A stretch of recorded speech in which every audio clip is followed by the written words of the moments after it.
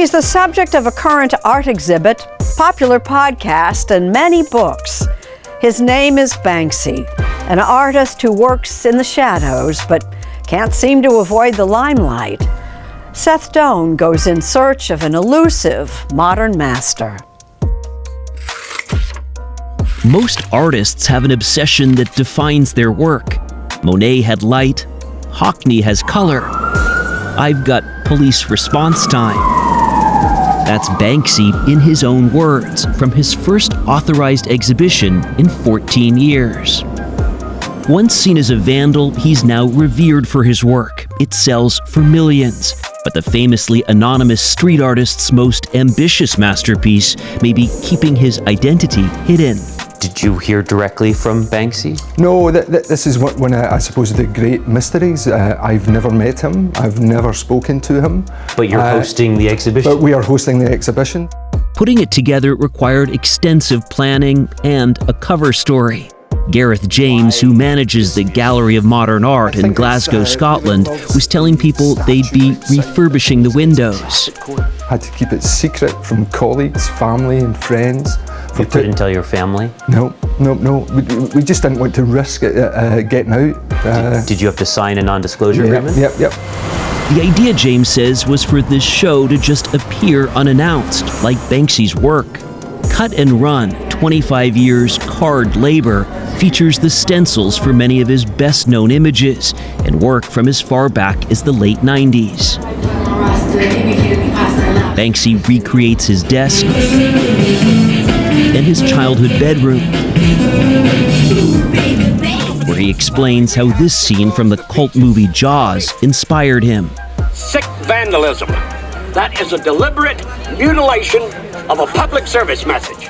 It showed me everything I needed to know about graffiti, he writes. It should be audacious and funny. It seems that so much of this exhibition is the captions. Yeah, you really maybe come away with a feeling of having an insight, or maybe even trying to get to know Banksy a bit, because that voice is there. Banksy's political voice has always been there in his art. In Ukraine last year, ruins were the canvas for his commentary on a conflict he paints as David versus Goliath. Banksy often champions the underdog, be it migrants or Palestinians in the West Bank, where in the shadow of Israel's separation barrier, he created the walled-off hotel. It was Banksy's idea. Painted these two angels trying to take the wall apart. This is Banksy here. Yeah, this is Banksy. This is original Banksy. His art is coveted, but of course, graffiti is not exactly legal. Videos posted to his Instagram reveal his guerrilla-style tactics to avoid detection. The anonymity was there from the minute I met him. It was more about avoiding problems with the police. It was all about avoiding problems with the police and nothing to do with it being a promotional tool. Quite quickly, it became the best promotional tool anyone could ever invent. Steve Lazaridis was an early associate of Banksy's in the working-class English town of Bristol. What kind of guy is he? Difficult. In what way? Just in that way that sometimes people that are a genius at what they're doing. You know, there's no taking away from the fact that the guy's is a legend. He was making images and messages that everyone could understand.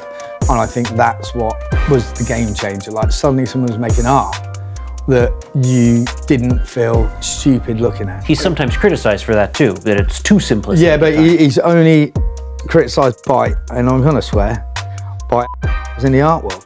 They've never liked him, they've never liked the movement. It's been at the fore now for almost 30 years, and all of that without any help from the art world.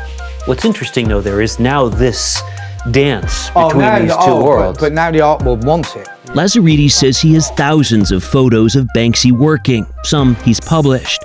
Though they've parted ways, he has not publicly revealed the artist's identity. But listen to this story about Banksy searching for inspiration. It was on my computer, and I looked and I went, Robin, you're looking up like child sex dolls on my computer. He's like, yeah, I just want to get something that we can fill full of helium and put up in the air. Now, you know you're saying a name, yeah, when you say that, told me that story? Yeah.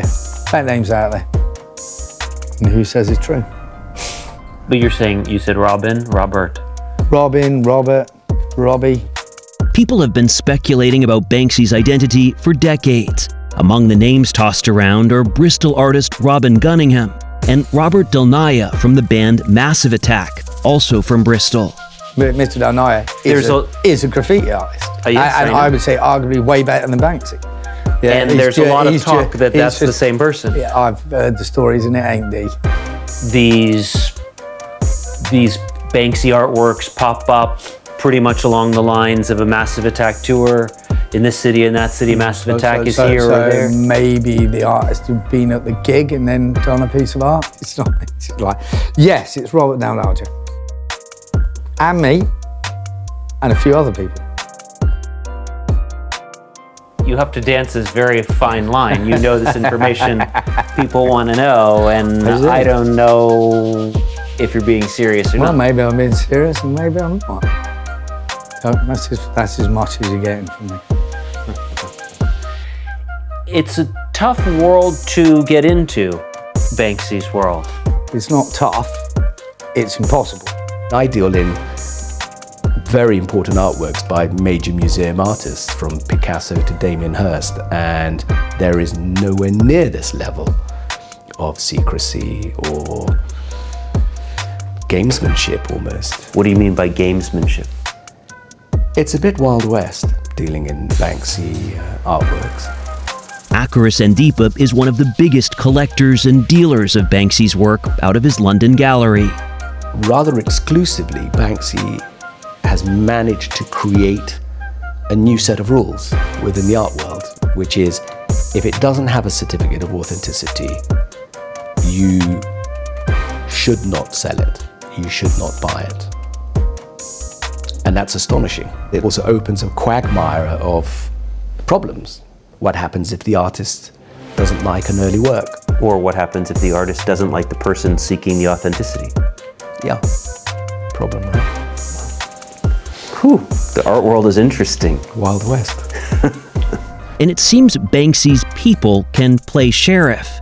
The auction house Christie's stopped responding to emails regarding our interview request. Sotheby's pulled out of a scheduled interview at the last minute after telling us they were going to check with Banksy's team.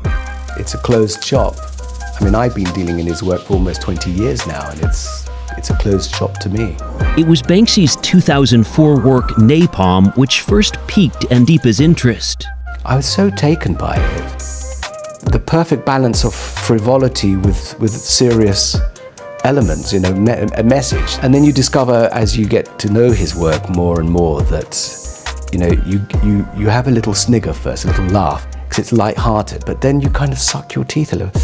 Actually, there's some weight to it. How much is it Banksy's message? How much is it his pure skill as an artist? He is actually quite painterly, but he's chosen to execute his work through stencils, much like Andy Warhol did through screen prints. It's the Banksy girl with balloon, ladies and gentlemen, standing in the front. But there's no precedent in the art world for this. Can I sell it now? And selling for $860,000. Shredding a piece seconds after it was sold at auction for $1.4 million. An irreverent middle finger to the establishment is a theme of his work, but the stunt actually added value. The shredded painting resold a few years later for $25 million.